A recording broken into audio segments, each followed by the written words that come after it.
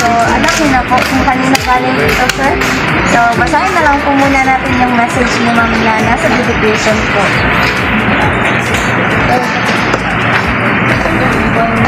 Expected na na po ito, sir. Hindi na po pala surprise.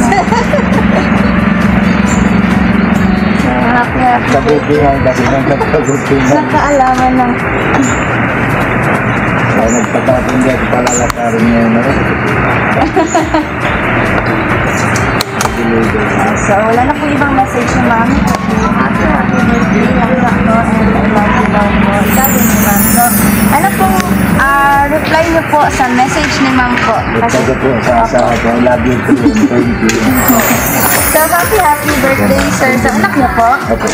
Pwede po ba kayo mag-wish para sa daddy niyo po? Dito na lang po para makita niyo yung nanay. Asawa ko. Wish na lang po para makita ni Mama dito sa video po. Bayain kasi yun. Okay, silang po.